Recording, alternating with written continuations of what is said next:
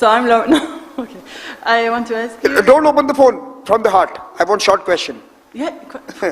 I want to ask you, after the elections this year, what India will focus in the international system, and how you consider it as a success? Thank you. Okay, now let me bring Caitlin in front. I want the new batch to come in. I haven't heard my new ones. So please. I didn't hear the second. Sorry, after the elections, what was the second part?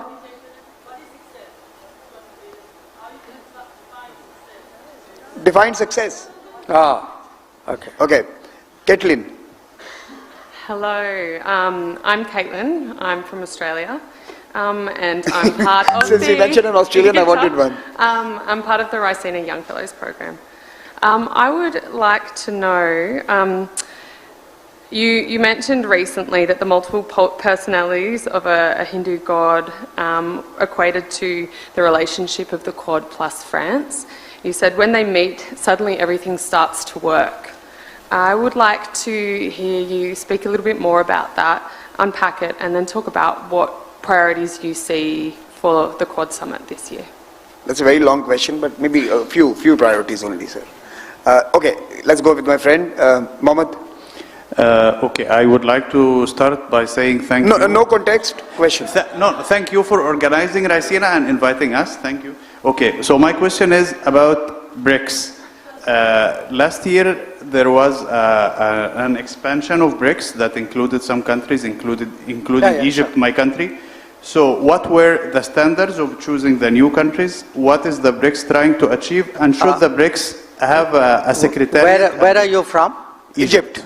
He's a diplomat from Egypt. Yes. Okay. Okay, it's a good question. What were the standards and what were the criteria, right? Yes.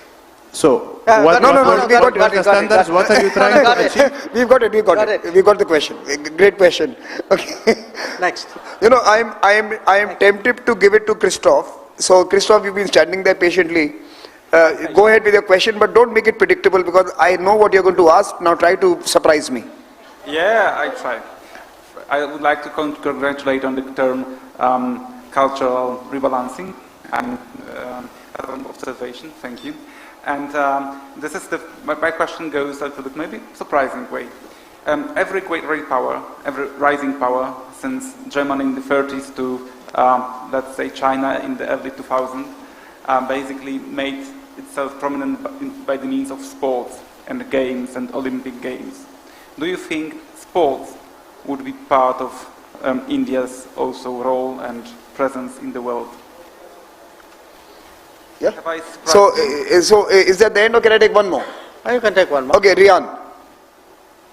Thank you, Samir. I'll keep this. You know, you had that look on your face that compelled me to give it to you. So my question is regarding the Indian diaspora that you will find in all corners of the world. They've achieved a huge amount of success in multiple fields recently as political leaders. So I'd like to ask, how do you see the Indian diaspora and people of Indian origin contributing to your vision of Bharat? Say that together. The Indian diaspora and the vision of Bharat, right? Have you engaged with them on the vision of Bharat, the Indian diaspora? No. I still will finish this. And okay. Okay. Go ahead. No, should we can stop here. You'll take one more round? One last. Okay, good. Okay. So, then we are going to do one more round. So, I think the first question was, after the elections, what would you define as success, right? Mm-hmm. So, first of all, thank you that you are figuring out what the direction of the elections are going to be. That's very, very perceptive and wise of you. And what would I see as success? Now, so look, the last 10 years, I think in many ways, we have contributed more, we have been more visible, we have tried to shape things more, we have taken more responsibility. And I think every one of those aspects, and I can give you examples for each one of them. Each one, they would grow. But sometimes it's good to put things in some kind of number. And the fact is that today we are a shade below $4 trillion. We would be almost double that by the time we finish the next term. So if you look in terms of resource, and what this, people use this GDP number as a marker, okay? It carries a lot of implications. It means your trade will become bigger, it means your investments would be more, it means your influence would be greater, your overall weight goes up in the system. So I would say in many ways that by the time we reach the end of the decade, it's very clear we would be the third largest economy. But more than that, some of the big changes which are taking place in the world, and to me, as I said, re-globalization, resilient supply chains, the idea of a global workplace where there's mobility, where new businesses, the chips, the semiconductors, the batteries, the electric mobility, the renewables, all of these would require a very different kind of international economy. And it's there that, we can bring our human resources really into play. And to me, when I, conceptualize the world ahead, these are to me the new factors of change, and that's something I have written about in the book as well. On the Quad, the analogy, analogies are meant to be useful, not always literal. But the idea was that, I find it, as someone who's been, with the Quad all through, including the first attempt, I find Quad actually very comfortable to work with. My Quad colleagues. There's a lot that we share in our way of work. Bear in mind, culturally we are very different, but we are all deeply democratic societies, market economies, pluralistic in many ways, able to argue out positions, put things in a very direct fashion to each other. So there is a certain comfort which has actually enabled Quad to ramp up very, very significantly in a very short space of time. When I look ahead, I do see it as one of the principal mechanisms of consultation and policy making in respect to the Indo-Pacific. On BRICS and the standards criteria, yes, there were standards and criteria. These were discussed in great detail. For various reasons, it was not made public. But obviously the standards were good, which is why we have Egypt. There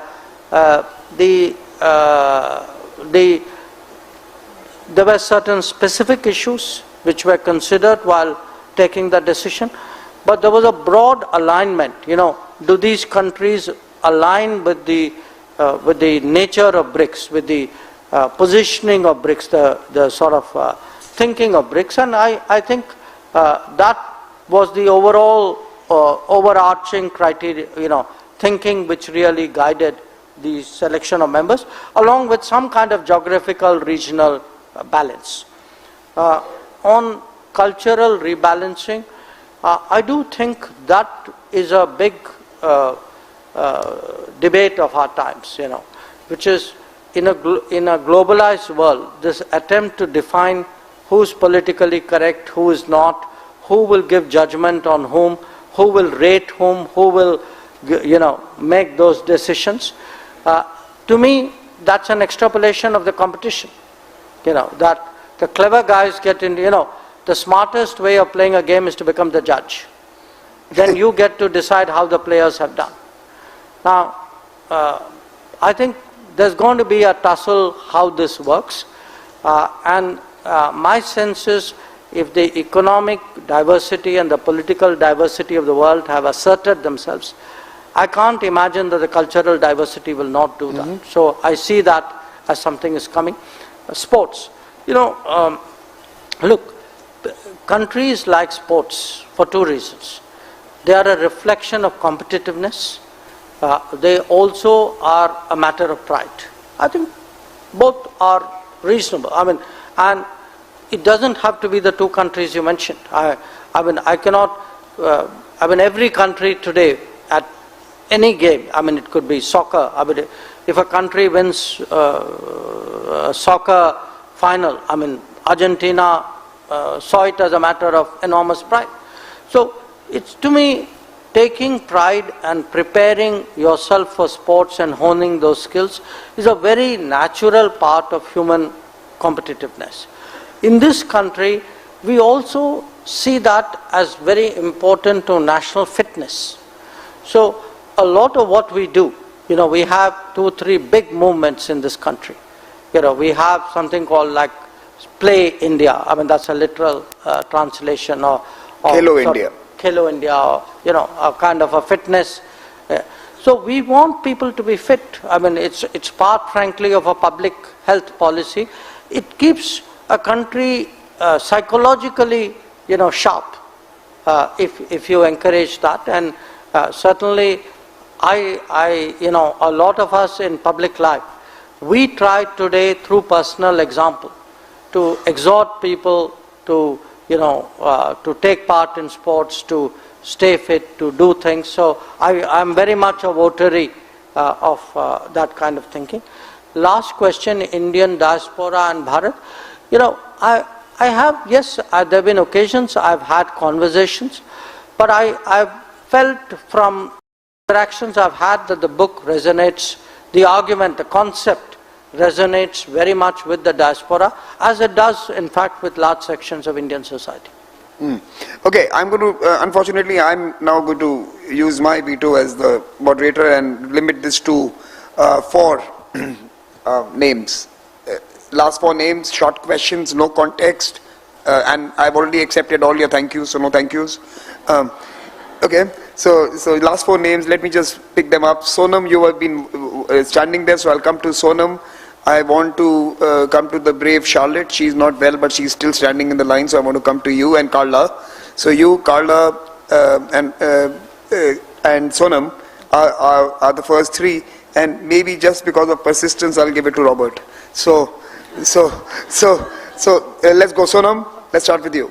Good evening, Your Excellency. I'm Sonam from Bhutan, alumni of Visaris Summer School of Global Governance 2017. While India is navigating the turbulent world we live in with admirable clarity of purpose, how does she plan to accommodate the concerns of Bhutan, which is caught between the 2 giants, both of which are ancient civilizational states? Given Bhutan's dependency on India for most of its needs and surplus in favor of India, how can India assure Bhutan that the concerns of countries like Bhutan and other smaller states matter, and how can competition be healthy between 2 powerful neighbors instead of the kind we have seen in Maldives? Thank you. Charlotte? Hello. You can bring the mic down. It's okay. I'll just go on my toes. So there's currently an Indian delegation in London looking to finalise the FTA with the UK. We've talked a lot about the EU and the relationship with India, but with the signing of the FTA, what will relations look like now, modern relations between the UK and India, which go back so many years? Thank you. What would the relationships look like if you signed the FTA with UK? That's a question. And we'll come to Carla and then Robert. Robert, maybe you can come in. Let's go. Hi, thank you. You've spoken about India as a civilizational power. What's your message to allies and partners who worry about the more extremist aspects of Hindutva pride? And is there a point at which these domestic issues would start to impact India's international standing? Should you do more to reassure allies and partners in the world about that? And finally, Carla.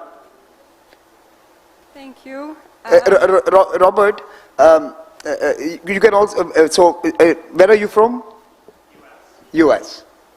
Go ahead. Thank you. I would like to ask, there's been a lot of talk in the last few days about what a potential second... Can you come closer to the mic? Yes. We can't hear you. There's been a lot of talk about what another Trump presidency would mean for Europe. I would like to ask you, what do you think